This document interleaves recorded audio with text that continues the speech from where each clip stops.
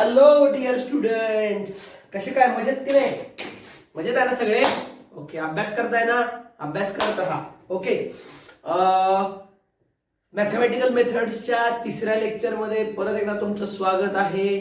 तिसरं लेक्चर म्हणजे दुसऱ्या लेक्चरमध्ये आपण काय बघितलेलं मॅथमॅटिकल मेथड्समध्ये? तर ऍडिशन ऑफ व्हेक्टर्स नावाचा पॉइंट बघितलेला.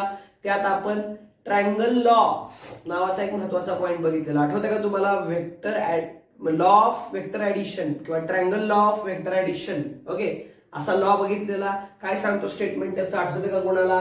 If two vectors are represented in magnitude and direction by the two sides of triangle, then the resultant of these two vectors is represented in magnitude and direction by third side of triangle drawn such that starting from starting point of first vector to the ending point of second vector. आठवते का सगळ्यांना statement? Mathematical expression पण बघितलेलं. Okay, मग आता आपण triangle लॉचा वापर करून वेक्टर ऍडिशनच्या काही प्रॉपर्टीज प्रूव्ह करूया. We are going to use the law of triangle law of vector addition आणि त्याचा वापर करून वेक्टर ऍडिशनच्या काही प्रॉपर्टीज प्रूव्ह करणार आहोत. त्यातली पहिली किंवा फर्स्ट प्रॉपर्टी वेक्टर ऍडिशनची आहे number 1, vector addition is commutative. Vector addition is commutative. हा पहिला पॉइंट ऍक्च्युली फर्स्ट आहे, जे की आपल्याला काय करायचंय? प्रूव्ह करायचंय. आता कम्युटेटिव्ह म्हणजे काय बघा. तर हे बघा, आपल्याला जनरली अल्जेब्रा जॉमेट्री मध्ये आपण ऑलरेडी शिकलेलो आहोत की जर आपण ऍडिशनचा सिक्वेन्स बदलला, ऍडिशनचा सिक्वेन्स काय केला? बदलला म्हणजे ए प्लस बी केलं काय किंवा बी प्लस ए केलं काय, दोन्ही कसे असणार आहेत? इक्वल. म्हणजे समजा मी काय केलं, एका दुकानात गेलो आणि दुकानामध्ये मी 4 किलो सफरचंद घेतले. किती सफरचंद घेतले? 4 kg. ओके, आणि मला खूप भूक लागलेली म्हणून मी अजून 3 घेतले. बघा टोटल किती झाले? हे पहिली केस. दुसऱ्या केसमध्ये किंवा हे इक्वल टू नंतर बघू. दुसऱ्या केसमध्ये मी काय केलं? सिक्वेन्स बदलला. पहिल्या दुकानातून 3 kg सफरचंद घेतले आणि दुसऱ्या दुकानातून 4 kg सफरचंद घेतले. 4 आणि 3 किती? 7. इकडे पण किती? 7. म्हणजे बघा सिक्वेन्स बदलला. 4 + 3 केलं किंवा 3 + 4 केलं तरी आन्सर कसं आहे? सेम आहे. याला म्हणायचं कम्युटेटिव्ह लॉ. काय म्हणायचं? Commutative law. कम्युटेटिव्ह लॉ म्हणजे काय? जर एखाद्या ऍडिशनचा सिक्वेन्स बदलला, ऍडिशनचा काय बदलला? सिक्वेन्स, तरी सुद्धा उत्तर तेवढंच येणार आहे की नाही? याला म्हणायचं कम्युटेटिव्ह लॉ. बघा, हे प्रूव्ह करायचं आपल्याला. काय की वेक्टर ऍडिशन सुद्धा कशी आहे? ही जनरल ऍडिशन घेतली मी, पण मला प्रूव्ह काय करायचंय? वेक्टर ऍडिशन सुद्धा कशी आहे? कम्युटेटिव्ह आहे बाय युजिंग ट्रायंगल लॉ. हे प्रूव्ह करण्यासाठी मी कशाचा वापर करणार आहे? तर ट्रायंगल लॉचा वापर करणार आहे. बघा काय करणार, बघा मी कसं करणार, ऐका लक्ष देऊन. बघा, suppose this is first vector O A vector P. ठीक आहे, मग काय केलं बघा, मी हा दुसरा वेक्टर काढला ओ बी, हा वेक्टर क्यू. मग ह्या दोघांचा रिझल्टंट असा असेल काय? ओबी वेक्टर आर. आता मी काय केलं बघा, याला बरोबर पॅरलल म्हणजे बघा या एबी ला बरोबर पॅरलल अजून एक वेक्टर घेतला लाईक दिस ओसी. कुठला घेतला मी? ओसी, जो पॅरलल आहे कुणाला? क्यू ला. बघा डायरेक्शन पण क्यू सारखीच आहे आणि मॅग्निट्यूड पण क्यू एवढीच आहे. मग याची पण व्हॅल्यू किती येणार बघा? ओसी ची क्यू येणार. बघा ठीक आहे. आणि बरोबर ओए ला पॅरलल असणारा सीबी नावाचा दुसरा वेक्टर मी घेतला असा. ह्याची मॅग्निट्यूड किती असणार? पी. ओके, आता बघा लक्ष देऊन ऐका. आता मी काय करणार बघा, ट्रायंगल लॉ अप्लाय करणार. ट्रायंगल लॉ अप्लाय करून मला हे प्रूव्ह करायचं की P plus Q is equal to R असेल तर क्यू प्लस पी सुद्धा किती असतो? आर. जर मी हे प्रूव्ह केलं तर याचा अर्थ वेक्टर ऍडिशन कशी आहे? कम्युटेटिव्ह आहे. बघा पहिल्यांदा काय केलं मी, आपला नॉर्मल पहिला वेक्टर घेतला ओए, दुसरा वेक्टर घेतला ओबी, त्याला पॅरलल कुठला घेतला? ओसी, आणि ओए ला पॅरलल कुठला घेतला? सीबी. ओके, आता बघा इन ट्रायंगल, लक्ष देऊन ऐका, in triangle O A B, triangle O A B मध्ये, ट्रायंगल ओएबी मध्ये पहिला वेक्टर कुठला, वेक्टर पी म्हणजे वेक्टर ओए प्लस दुसरा वेक्टर कुठला येणार, वेक्टर एबी. आपला लॉ काय सांगतो, O A plus A B is equal to O B. म्हणजे पहिला वेक्टर दुसरा वेक्टर या दोघांचा जो रिझल्टंट आहे ती त्रिकोणाची तिसरी बाजू असणार आहे, जी कशी असणार आहे, पहिल्या वेक्टरचा स्टार्टिंग पॉइंट आणि दुसऱ्या वेक्टरचा एंडिंग पॉइंट. म्हणजे असं येणार का बघा, ओए प्लस किती, A B is equal to O B. बरोबर का, yes or no, O A plus A B is equal to O B. मग देअरफॉर इक्वेशन असेल तर बघा, P plus Q is equal to vector R. बघा, ओए म्हणजे वेक्टर पी, एबी म्हणजे वेक्टर क्यू आणि ओबी म्हणजे vector R. So vector P plus vector Q is equal to vector R. This is equation number first. नाव काय दिलं याला मी, equation number first. मी काय प्रूव्ह करायचा प्रयत्न करतोय, वेक्टर ऍडिशन कम्युटेटिव्ह असते हे मला प्रूव्ह करायचंय. बघा मी पुढे काय केलं, नाव in triangle O C B, triangle O C B मध्ये, ओके, ट्रायंगल ओसीबी मध्ये बघा काय येणार, पहिला वेक्टर कुठला असणार, ओसी, हा फर्स्ट वेक्टर ओसी. बघा दुसरा वेक्टर कुठला असणार, सीबी, म्हणजे vector OC plus vector CB is equal to, हा पहिला वेक्टर हा दुसरा वेक्टर. हा ट्रायंगल आहे की नाही, ट्रायंगलची पहिली बाजू पहिला वेक्टर, ही बाजू दुसरा वेक्टर आणि दोघांचा रिझल्टंट तिसरी बाजू असणार आहे. तिसरी बाजू अगेन कुठली असणार, याची सुद्धा ओबीच असणार. पण जी तिसरी बाजू आहे ती कशी काढतो आपण, पहिल्या वेक्टरच्या स्टार्टिंग पॉइंट पासून दुसऱ्या वेक्टरच्या एंडिंग पॉइंट पर्यंत. म्हणजे जो रिझल्टंट येणार आहे तो कुणाच्या अलॉंग येणार आहे, ओबीच्या अलॉंग येणार आहे का. म्हणजे OC, vector OC plus vector CB is equal to vector OB. Therefore OC ची किंमत किती आहे बघा, वेक्टर क्यू प्लस सीबी ची किंमत किती आहे, vector P is equal to O B किती आहे, vector R. This is equation second. Now compare equation 1 and 2. Compare equation 1 and 2. Compare केला असं लक्षात येतं, दोघांची आरएचएस कशी आहे, सेम आहे. आरएचएस सेम असेल तर बघा एलएचएस पण कशी असेल, same. Therefore from equation 1 and 2, from equation 1 and 2 काय बघा, इक्वेशन 1 and 2 नंतर असेल का, vector P plus vector Q is equal to vector Q plus vector B. बरोबर का. म्हणजे तुम्ही वेक्टर ऍडिशन मध्ये पी प्लस क्यू करा किंवा क्यू प्लस पी करा, उत्तर कसं येणार आहे, सेम. मगाशी इथंच केलं का, याचा अर्थ सिक्वेन्स बदलला तरी उत्तर बदलणार आहे का, नाही. This means vector addition is commutative. Therefore we can say vector addition is कशी आहे तर कम्युटेटिव्ह आहे. वेक्टर ऍडिशन कशी असते, कम्युटेटिव्ह असते. समजलं का सगळ्यांना, फर्स्ट प्रॉपर्टी कळली का सगळ्यांना. फर्स्ट प्रॉपर्टी काय किंवा फर्स्ट काय प्रूव्ह केलं आपण की वेक्टर ऍडिशन कशी आहे, कम्युटेटिव्ह आहे. सिक्वेन्स बदलला तरी उत्तर तेवढंच येणार आहे. समजलं सगळ्यांना. डायग्राम काढा, लिहून घ्या.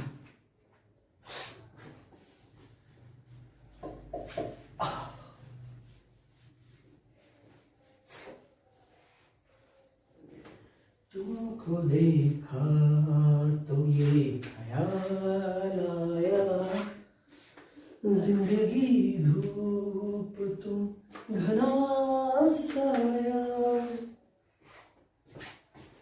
का मस्त गाणं म्हणू शकत नाही का, म्हणू शकते की नाही, नाही एवढं चांगलं नाही म्हणू शकत पण कसं का होईना पण.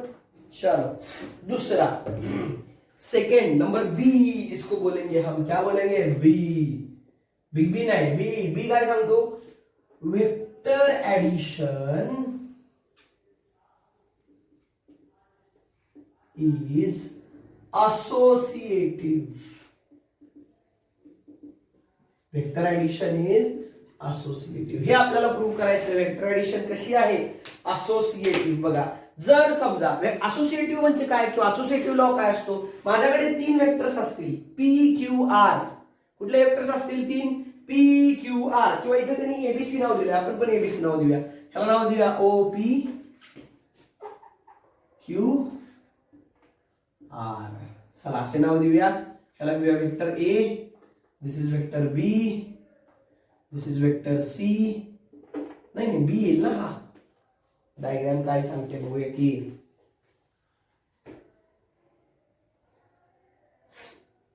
वेगवेगळे नाव दिले त्यांनी, तसे बुक मध्ये दिले तसे घेऊया म्हणजे एक्सप्लेन करणं सोपं जाईल तुम्हाला. इथं पी आहे, इथं क्यू आहे आणि इथं आर आहे. ओके, बाकी सगळं same. This is vector A, this is vector B, this is vector C and this is vector R. Okay, आणि हा रिझल्टंट कुठला असेल, कोणाचा असणार हा resultant? Vector A plus vector B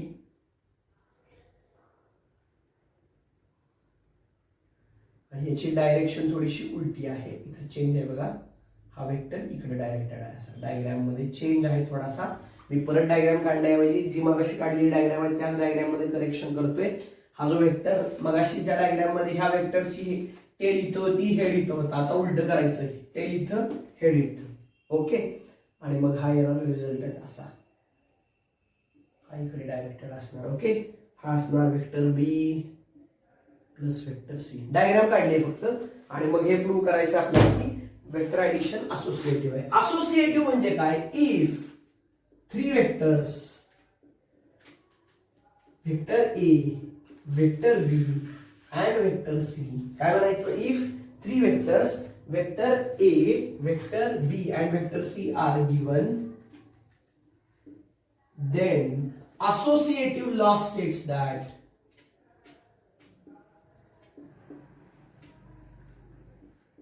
associative law काय सांगतो? हे 3 वेक्टर्स असोसिएटिव्ह कधी असतील बघा. Vector A plus vector B plus vector C is equal to vector A plus vector B plus vector C. म्हणजे ह्या दोघांचा रिझल्टंट ऐका, ए प्लस बी चा रिझल्टंट किंवा ए प्लस बी आणि सी या तिघांचा रिझल्टंट आणि ए प्लस बी प्लस सी यांचा रिझल्टंट इक्वल असेल तर लॉ कसा असतो? असोसिएटिव्ह. म्हणजे ए प्लस बी पहिला रिझल्टंट त्याचा काढायचा आणि मग ए प्लस बी चा रिझल्टंट आणि सी यांचा रिझल्टंट काढायचा. हा रिझल्टंट आणि ए प्लस बी प्लस सी चा रिझल्टंट आणि ए यांचा रिझल्टंट इक्वल असतो. लय कन्फ्युजन होतंय की नाही? कन्फ्युज व्हायचं नाही, हे प्रूव्ह करायचंय आपल्याला. ओके, सो कसं प्रूव्ह करणार? डायग्राम वरून बघा. मग प्रूव्ह करण्यासाठी डायग्राम काढली बघा. डायग्राम मध्ये 3 वेक्टर्स घेतले, vector A, vector B, vector C. Okay, आता बघा इन ट्रायंगल, पहिला ट्रायंगल कुठला घेऊया? पहिला ट्रायंगल घेऊया OPQ. OPQ कुठला घेऊया? नाही कुठला घेतलाय? कुठला काय घेणार? OQR घेऊया. चला in triangle OQR. Text book प्रमाणे जाऊया, कन्फ्युजन होणार नाही. OQR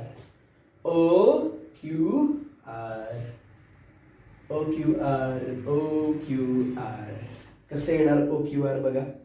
मग OQR मध्ये पहिला वेक्टर कुठला? हा येणार बघा, फर्स्ट वेक्टर ए प्लस बी. बघा, कारण रिझल्टंट जो असणार आहे तो रिझल्टंट कसा काढतो आपण? पहिल्याचा स्टार्टिंग पॉइंट आणि दुसऱ्याचा एंडिंग पॉइंट. तसा लॉजिक लावलं तर बघा, पहिल्याचा स्टार्टिंग पॉइंट म्हणजे O हाच वेक्टर पहिला घ्यावा लागेल आणि दुसऱ्याचा एंडिंग पॉइंट म्हणजे इथे यावं लागेल. हा रिझल्टंट येणार. म्हणजे बघा, पहिला वेक्टर ए प्लस बी आणि दुसरा वेक्टर सी या दोघांचा रिझल्टंट कोण? Vector R. बघा, पहिला vector vector A plus B, दुसरा वेक्टर वेक्टर सी आणि त्याचा resultant vector R. In triangle OQR vector A plus vector B, vector A plus vector B plus vector C is equal to vector R. बघा, vector A plus B plus vector C आणि तिसरी बाजू काय represent करणार? त्यांचा resultant कसा पाहिजे? पहिल्याचा starting point आणि दुसऱ्याचा एंडिंग पॉइंट. पहिल्याचा स्टार्टिंग पॉइंट, दुसऱ्याचा एंडिंग पॉइंट. म्हणजे बरोबर वेक्टर किंवा वेक्टर OR किंवा वेक्टर आर काय रिप्रेझेंट करणार? रिझल्टंट. म्हणजे vector A plus vector B plus vector C is equal to vector R. इसको देंगे इक्वेशन नंबर फर्स्ट, नाम देंगे आगे. बघा, इन ट्रायंगल OPQ किंवा OQP म्हणा, OPQ म्हणा, काहीही प्रॉब्लेम नाही. आता बघा, वेक्टर हा घ्यावा लागेल आपल्याला, फर्स्ट. सेकंड वेक्टर हा घ्यावा लागेल, सो दॅट आपली कंडिशन सॅटिस्फाय होईल ना. आपली कंडिशन काय सांगते, नाही कुछ तो गडबड है दया. ओपीआर, ओपीक्यू नाही, ओपीआर वेक्टर घ्यायचा आपल्याला. ओपीआर हा वेक्टर, हा ट्रायंगल घ्यायचा. ओके, गलती हो गई, गलती से मिस्टेक हो गई. ओके, चलो आगे बढ़ते. बघा आपल्याला रिझल्टंट काढायचा आहे. रिझल्टंट काढण्याची कंडिशन काय, पहिल्याचा स्टार्टिंग पॉइंट आणि दुसऱ्याचा एंडिंग पॉइंट आला पाहिजे. पहिला वेक्टर कुठला घ्यायचा, ओपी. ओपी ओपी ओपी बघा, ओपी दिसतोय का. आणि दुसरा वेक्टर कुठला घ्यायचा, पीआर. पीआर पीआर तरच पहिल्याचा स्टार्टिंग पॉइंट आणि दुसऱ्याचा एंडिंग पॉइंट असणारा रिझल्टंट मिळेल का. म्हणजे रिझल्टंट पहिला वेक्टर वेक्टर ए, दुसरा vector vector B plus vector C, आणि या दोघांचा रिझल्टंट वेक्टर आर. म्हणजे असं येईल का बघा, therefore from triangle in triangle OPR vector A plus vector B plus vector C is equal to vector R. इसको देंगे इक्वेशन सेकेंड नाम. अभी देखो इक्वेशन 1 एंड इक्वेशन 2 को. देखा इक्वेशन 1 एंड 2 को, क्या दिखा, काय दिसलं, क्या दिसलं, काय दिसलं. दोघांची आरएचएस कशी आहे, सेम आहे. मग एलएचएस पण कशी असणार, same. Therefore from equation 1 and equation 2, from equation 1 and equation 2 we can say, इधर लिहितो, इकडे लिहितो, mix vector A plus vector B plus vector C. LHS बघा पहिल्याची इज इक्वल टू दुसऱ्याची एलएचएस बघा, vector A plus in bracket vector B plus vector C. Okay, कुठला law आहे हा, असोसिएटिव्ह लॉ. आणि हा लॉ आपण प्रूव्ह केला बाय युजिंग ट्रायंगल लॉ. कशाचा लॉ, इथं काय वापरलंय आपण, हे कशावर काढले, वरचं सोडून द्या, खाली काय केलंय आपण, कुठला लॉ वापरलाय. अब इधर देखो ना ट्रायंगल लिया है, इधर भी ट्रायंगल लिया है. ट्रायंगल लिया तो क्या होगा, फिर ट्रायंगल लॉ होगा ना. तो ये जो प्रूफ किया है हमने, वो किसका वापर करके, किसका यूज करके किया है, ट्रायंगल लॉ का. Therefore we can say vector addition is associative. आणि हे कशावरून प्रूव्ह केलं आपण, कशाचा वापर करून प्रूव्ह केलं, कशाचा वापर करून प्रूव्ह केलं, ट्रायंगल लॉचा वापर करून प्रूव्ह केलं का. खटॅक ठोकत आली. ओके, समजलं का सगळ्यांना, हे समजलं असेल तर व्हेरी गुड, नसेल तर व्हेरी गुड, मला विचारा डाऊट, मी डाऊट क्लिअर करतो. ओके, तुम्ही घेणार, हे घेणार काय, घ्यायलाच पाहिजे. ओके, एक सोपं एक्झाम्पल बघूया. ट्रायंगल लॉ वर बेस्ड असणार एक्झाम्पल 2.1 दिलंय बघा टेक्स्ट बुक मध्ये. काय दिलंय, express vector AC in terms of vector AB and vector CB shown in the following figure. 3 vectors दिलेत आपल्याला, वेक्टर एसी, वेक्टर एबी आणि वेक्टर सीबी. हे तिघ जण मिळून एक ट्रायंगल तयार करतात. हा समोर दिलेला ट्रायंगल. आणि आपल्याला काय सांगितलंय, वेक्टर एसी ला एबी आणि सीबी च्या टर्म्स मध्ये रिप्रेझेंट करा. मग काय करणार तुम्ही, ट्रायंगल लॉ वापरणार. ट्रायंगल लॉ वापरून सॉल्व्ह करणार का. So here I can write solution. बघा, युजिंग काय यूज करणार आहे बाळा इथं मी, obviously triangle law of vector addition. Using triangle law of vector addition. Okay, काय यूज करायचं आहे, triangle law of vector addition. पण triangle law of vector addition काय सांगतो, एखाद्या त्रिकोणाच्या 3 बाजू जर दोन बाजू जर 2 वेक्टर्स रिप्रेझेंट करत असेल तर तिसरी बाजू काय रिप्रेझेंट करणार, रिझल्टंट. ती जी तिसरी बाजू आहे ती कशी पाहिजे, पहिल्या वेक्टरचा स्टार्टिंग पॉइंट पाहिजे, दुसऱ्या वेक्टरचा एंडिंग पॉइंट पाहिजे. मग ते जर लॉजिक इथं लावायचं म्हटलं तर बघा, जर समजा मी पहिला वेक्टर एसी घेतला आणि दुसरा वेक्टर सीबी घेतला तरच हा एबी काय रिप्रेझेंट करतोय, रिझल्टंट. म्हणजे हा ऍक्च्युली एबी काय आहे, पहिल्या वेक्टरचा स्टार्टिंग पॉइंट आणि दुसऱ्या वेक्टरचा एंडिंग पॉइंट आहे का. मग रिझल्टंट कसा ड्रॉ करतो आपण, पहिल्या वेक्टरच्या स्टार्टिंग पॉइंट पासून दुसऱ्या वेक्टरच्या एंडिंग पॉइंट पर्यंत. आणि ती कंडिशन सॅटिस्फाय करण्यासाठी ही एकच बाजू आहे एबी. याचा अर्थ वेक्टर एबी जे असणार आहे तो एसी आणि सीबी यांचा काय असणार, resultant. So therefore using triangle law of vector addition in the given diagram I can write vector AC पहिला वेक्टर प्लस वेक्टर सीबी दुसरा vector is equal to vector A B या दोघांचा resultant पहिल्याचा starting point पासून दुसऱ्याच्या ending point पर्यंत. आता हे तर काढलं, पण हे आपल्याला काढायचं नाही. आपल्याला काय एक्सप्रेस करायचं आहे, वेक्टर एसी काढायचं आहे थोडक्यात. वेक्टर एसी काय येईल बघा, therefore vector AC is equal to CB ला इकडे घेऊन या, इज इक्वल टू असं येईल का, vector A B minus vector CB. So प्रश्न काय होता, express vector AC in terms of vector A B and vector CB. That will be your answer. एकदम सोपं चिरकुट गणित. ओके, एकदम इझी. लिहून घ्या, डायग्राम काढा. ओके, चलो नेक्स्ट एक्झाम्पल 2.2 बघा काय आहे. From the following figure determine the resultant of 4 vectors, vector A1, vector A2, vector A3 and vector A4. Actually हे एक्झाम्पल जे आहे ना, this is not an example only. हे फक्त एक्झाम्पल नाहीये. बेसिकली हा एक लॉ आहे. अजून एक लॉ म्हणजे आपण 2च लॉ आपल्या टेक्स्टबुक मध्ये दिलेले आहेत बोर्डच्या.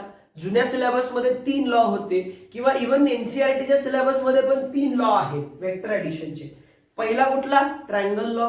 दुसरा कुठला, पॅरलेलोग्राम लॉ. आणि त्याच बरोबर एक ऍडिशनल तिसरा लॉ असतो ज्याला polygon law of vector addition म्हणतात. काय म्हणतात, polygon law of vector addition. And this is nothing but that law, polygon law of vector addition. हे न्यूमेरिकल म्हणजे पॉलिगॉन लॉ ऑफ वेक्टर ऍडिशनच आहे. स्टेटमेंट मी सांगतो. ओके, इथं हवं तर लिहून घेऊ आपण नंतर. If number of vectors are represented by the sides of incomplete polygon. आता पॉलिगॉन म्हणजे काय, तर असा जॉमेट्रिकल शेप ज्याला मोर दॅन 4 साइड्स असतात. बरोबर, माहितीये ना, पेंटॅगॉन, हेक्झॅगॉन. माहितीये ना आपल्याला, पेंटॅगॉनला 5 साइड असतात, हेक्झॅगॉनला 6 साइड असतात. बरोबर, मोर दॅन 4 साइड असणाऱ्या शेपला पॉलिगॉन असं म्हणायचं. ओके, मग पेंटॅगॉन सुद्धा पॉलिगॉन आहे, हेक्झॅगॉन सुद्धा पॉलिगॉनच आहे. आता इथे टोटल साइड्स किती आहेत बघा, 1 2 3 4 5 साइड्स आहेत का. This is nothing but a polygon. Okay, so statement असं आहे बघा, इथं स्टेटमेंट लिहितो, if number of vectors are represented in magnitude and direction by sides of an incomplete polygon. Okay, incomplete polygon, then resultant of your resultant is represented by, in magnitude and direction word तुम्ही add करा, जागा नाही म्हणून मी लिहित नाही, remaining side of polygon. Statement समजून घ्या अगोदर. जर एखाद्या पॉलिगॉनच्या साइड्स काय रिप्रेझेंट करत असतील, नंबर ऑफ वेक्टर्स रिप्रेझेंट करत असतील, तर त्यांचा रिझल्टंट कोण देतं, रिमेनिंग साइड. म्हणजे या डायग्राम मध्ये जर बघितलं बघा, तर 1 2 3 आणि 4, 1 2 3 4 या 4 बाजू 4 वेक्टर्स रिप्रेझेंट करतात का. मग या चौघांचा रिझल्टंट कोण रिप्रेझेंट करणार, रिमेनिंग साइड. म्हणजे हा असेल A5.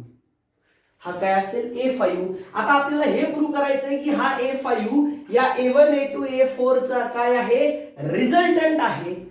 That is nothing but polygon law of vector addition. म्हणजे आपण हे न्यूमेरिकल सोडवणार आहोत, म्हणजे काय करणार आहोत, actually polygon law of vector addition prove करणार आहोत. मी पॉलिगॉन लॉ ऑफ वेक्टर ऍडिशनचं स्टेटमेंट इथं लिहिलेलं आहे. ओके, मी एकदा न्यूमेरिकल सोडून झाल्यानंतर परत स्टेटमेंट तुम्हाला एक्सप्लेन करतो, मग तुमच्या लक्षात येईल. एकदा लिहिलेलं आहे, या पॉलिगॉनच्या 4 साइड 4 वेक्टर रिप्रेझेंट करतायत, तर ह्या चौघांचा रिझल्टंट कोण असेल, रिमेनिंग साइड म्हणजे ही. So we have to prove that OD represents किंवा A5 represents resultant of all these vectors.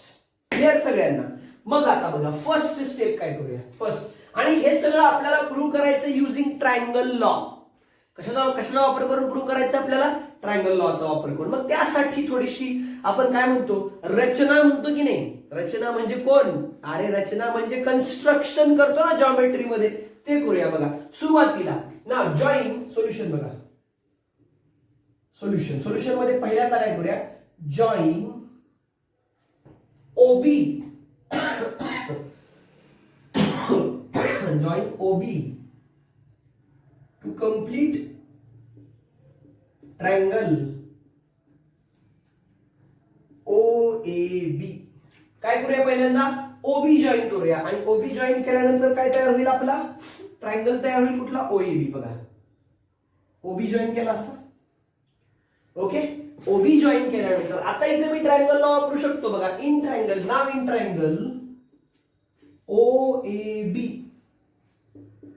Using कुठला लॉ, ट्रायंगल लॉ वापरू शकतो का, ट्रायंगल लॉ. OAB मध्ये ट्रायंगल लॉ वापरा. काय सांगतो ट्रायंगल लॉ, एखाद्या त्रिकोणाच्या दोन बाजू दोन वेक्टर्स रिप्रेझेंट करत असतील तर त्या त्रिकोणाची तिसरी बाजू दोघांचा काय रिप्रेझेंट करेल, रिझल्टंट. मग ट्रायंगल OAB मध्ये OA आणि AB दोन वेक्टर्स रिप्रेझेंट करतात, वेक्टर A1 आणि वेक्टर A2. मग या दोघांचा रिझल्टंट कोण रिप्रेझेंट करणार, OB. Drawn such that starting point of first vector to ending point of second vector म्हणजे ओबीच रिप्रेझेंट करणार दोघांचा रिझल्टंट, म्हणजे A1 plus A2. Okay, so in OAB using triangle law काय बघा, OB is equal to vector A1 plus vector A2. आलं का बघा, OB is equal to vector A1 plus vector A2. ही पहिली स्टेप. ओके, आता now join OC to complete triangle OBC. कुठला triangle, OBC. काय करायचं, OC जॉईन करायचं. करा OC जॉईन. बघा केला OC जॉईन. मग OC जॉईन केल्यानंतर किती ट्रायंगल तयार झाले, किती काय एक ट्रायंगल तयार झाला की नाही, कुठला, OBC. इथं पण काय वापरायचा, triangle law. Now in triangle OBC using triangle law. Now in triangle OBC using triangle law. वापरा ट्रायंगल लॉ. काय सांगतो ट्रायंगल लॉ, एखाद्या ट्रायंगलच्या दोन बाजू दोन वेक्टर्स रिप्रेझेंट करत असतील तर त्याच ट्रायंगलची तिसरी बाजू काय रिप्रेझेंट करणार, त्यांचा resultant. Drawn such that starting point of first vector to ending point of second vector. मग पहिला वेक्टर या लॉजिक नुसार कुठला येईल बघा, OB पहिला वेक्टर, BC दुसरा वेक्टर आणि मग OC काय असेल, तिसरा वेक्टर. म्हणजे असेल का बघा ट्रायंगल लॉ नुसार, OC इज इक्वल टू पहिला वेक्टर कुठला, OB प्लस दुसरा वेक्टर कुठला, BC.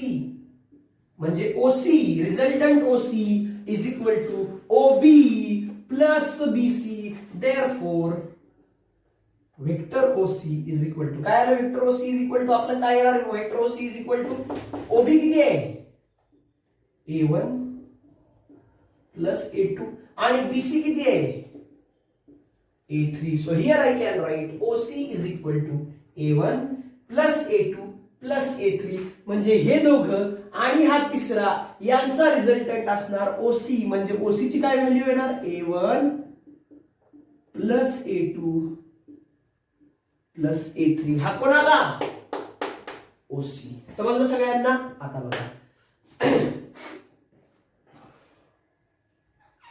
आता तिसरा ट्रायंगल कन्सिडर करूया. आता तिसरा ट्रायंगल ऑलरेडी झालेला आहे तयार, आपल्याला तो काय ड्रॉ करायची गरज नाही. इन ट्रायंगल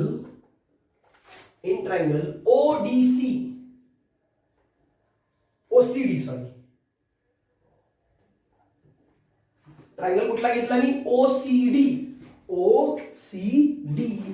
युजिंग काय, कुठला लॉ, तर ट्रायंगल लॉ.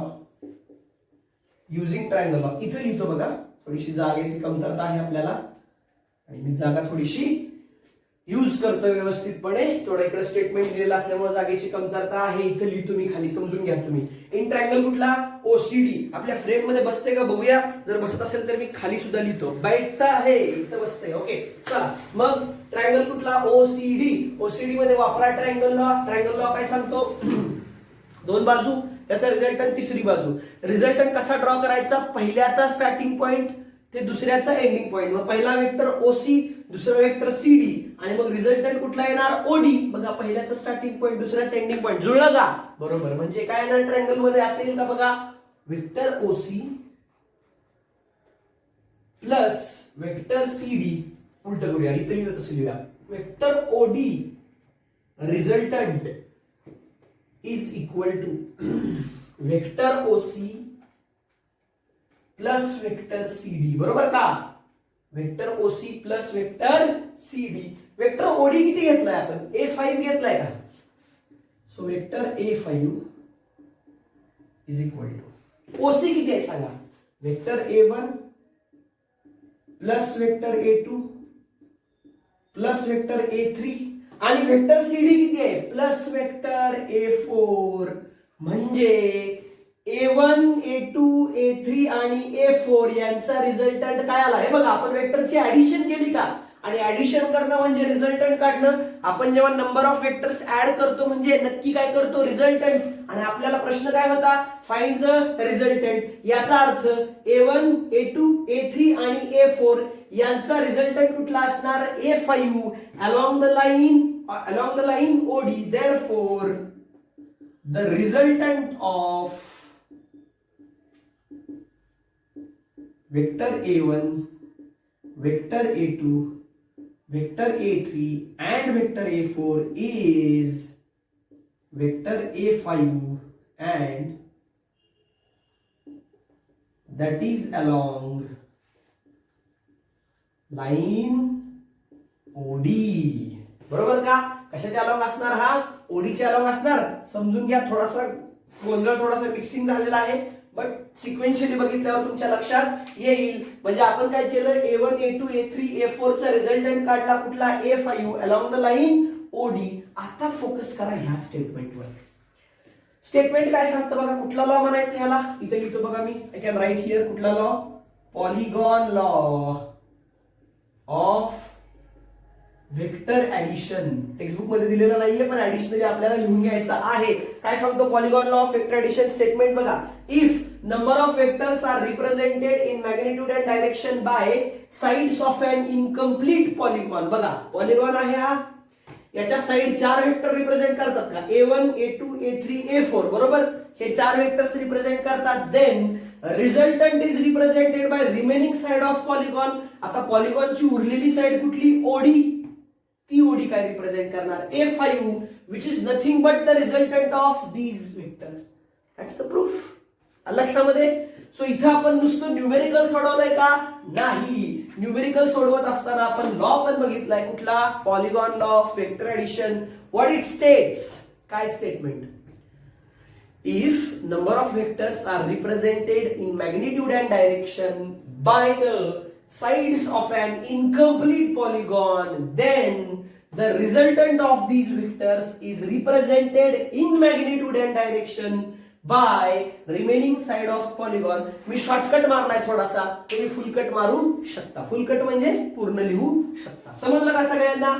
सो हे न्यूमेरिकल पण सोडवलं आणि polygon law of vector addition बघितलेला आहे. क्लिअर सगळ्यांना? आज काय काय बघितलं? मग आताच्या सेशन मध्ये आपण कम्युटेटिव्ह लॉ बघितला. Vector addition is commutative, vector addition is associative, ते पण बघितलं. दोन गणित सोडवली आणि नुसती न्यूमेरिकल सोडवली का? तर न्यूमेरिकल सोडवता सोडवता एक नवीन लॉ पण शिकलो आपण. कुठला law? Polygon law of vector addition. Okay, clear? सगळ्यांनी हे व्यवस्थित लिहून घ्या. स्टेटमेंट खाली polygon law of vector addition लिहून घ्या. याचा वापर करून आपल्याला पुढे काही न्यूमेरिकल सोडवायचे आहे. ओके, मग आता पॉलिगॉन लॉ बघितल्यानंतर, ट्रायंगल लॉ बघितल्यानंतर एकच लॉ उरला वेक्टर ऍडिशनचा, ज्याला आपण parallelogram law of vector addition असं म्हणतो. तो खूप महत्वाचा आहे. ओके, ऍज फार as vector addition is concern, सगळ्यात महत्वाचा लॉ पॅरलेलोग्राम लॉ आहे, जो की शेवटी आपण बघणार आहे. शेवटी म्हणजे याच्या पुढच्या सेशन मध्ये आपण बघणार आहोत. सगळ्या लॉच्या शेवटी म्हणजे पुढच्या सेशन मध्ये आपल्याला बघायचा आहे. म्हणजे पुढच्या सेशन मध्ये जेव्हा पॅरलेलोग्राम लॉचं कम्प्लीट डेरिव्हेशन आपण बघणार, कम्प्लीट स्टेटमेंट आणि त्याचं डेरिव्हेशन बघणार, त्यावेळेला वेक्टर ऍडिशनचा महत्वाचा पार्ट आपला संपलेला असेल. त्याच्या पुढच्या सेशन मध्ये आपण वेक्टर मल्टिप्लिकेशन बघणार आहोत. आणि रिझल्टंट कसा फाइंड आउट करायचा, कंपोनेंट्स कसे पाडायचे, खूप महत्वाचे पॉइंट्स आहेत. सो एकही लेक्चर मिस करू नका. मिस करणारच नाही तुम्ही, तुम्हाला ते मिळणारच आहे. पण केअरफुली प्रत्येक लेक्चर बघा. कुठल्याही लेक्चरमध्ये काहीही अडचण आली तर बिना कोई झिगझिगाट के, बिना कोई हेजिटेशन के डायरेक्ट मेरे को पूछ सकते हो. मला डायरेक्ट विचारू शकता. ओके, मी तुमचे सगळे डाऊट क्लिअर करेन. ओके, तर थांबूया मग आताच्या सेशनमध्ये इथंच थांबूया. भेटूया पुढच्या सेशनमध्ये. तोपर्यंत जय हिंद, जय महाराष्ट्र.